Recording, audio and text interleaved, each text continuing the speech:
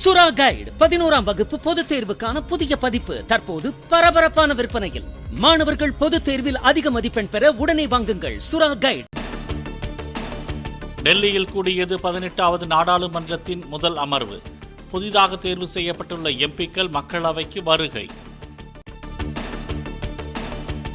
பரத்ருஹரி மஹதபுக்கு தற்காலிக சபாநாயகராக பதவி பிரமாணம் செய்து வைத்தார் குடியரசுத் தலைவர் முர்மு.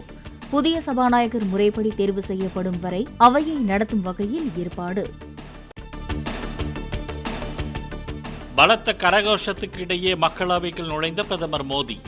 வாழ்த்து முழக்கங்களுடன் வரவேற்றனர் தேசிய ஜனநாயக கூட்டணி எம்பிக்கள். மக்களவையில் முதல் எம்பியாக பதவியேற்றுக் கொண்டார் பிரதமர் மோடி. தேசிய ஜனநாயக கூட்டணி எம்பிக்கள் மேசைகளை தட்டி உற்சாகம். பிரதமரை தொடர்ந்து மூத்த எம்பிக்கள் மத்திய அமைச்சர்கள் எம்பிக்களாக பதவியேற்பு. பாதி எம்பிக்கள் இன்றும் நாளை மீதி பேரும் பதவியேற்றுக் கொள்ள ஏற்பாடு. நாடாளுமன்ற வளாகத்தில் காந்தி சிலை முன் எதிர்க்கட்சி எம்பிக்கள் கூடி ஆர்ப்பாட்டம். அரசியல் சாசன புத்தகங்களை கையில் ஏந்தியபடி அரசியல் சட்டத்தை பாதுகாக்க கோரி முழக்கம். ராகுல் காந்தியின் வயநாடு தொகுதி எம்பி பதவியை ராஜினாமா செய்வதற்கான கடிதத்தை ஏற்றார் மக்களவை இடைக்கால சபாநாயகர். ரேபரேலி தொகுதி எம்பியாக மட்டும் ராகுல் நாளை பதவியேற்பார் என தகவல்.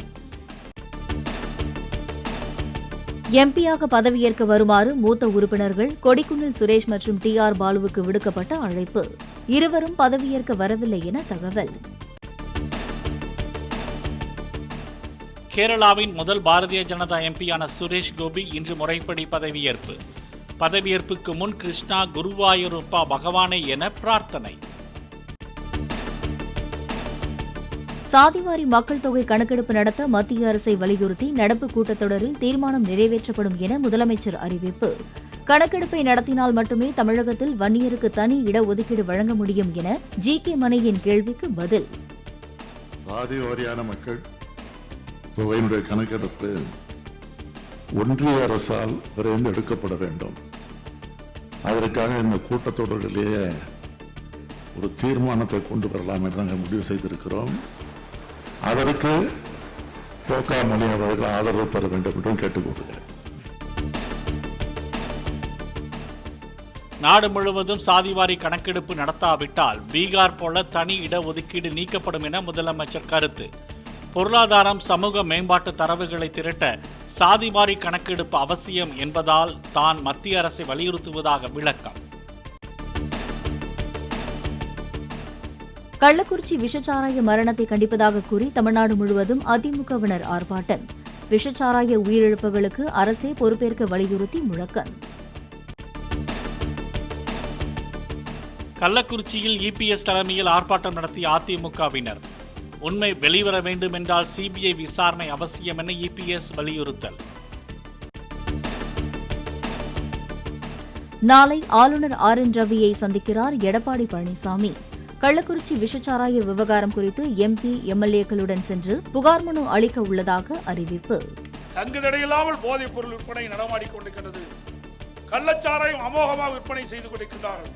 இதனால் கடுமையாக ஏழை மக்கள் பாதிக்கிறார்கள், இளைஞர்கள் மாணவர்கள் பாதிக்கிறார்கள். இதையெல்லாம் ஏற்கனவே மேதக ஆளுநரிடத்திலே நாங்கள் மனு அளித்தோம். மீண்டும் நாளைய தினம் மேதக ஆளுநரை சந்தித்து அனைத்து இந்திய அண்ணா திராவிட முன்னேற்ற கழக சட்டமன்ற உறுப்பினர்கள் நாடாளுமன்ற அனைவரும் மேதக ஆளுநரை சந்தித்து இதற்காக மனு கொடுக்க இருக்கின்றோம் என்பதையும் நேரத்திலே சொல்லி,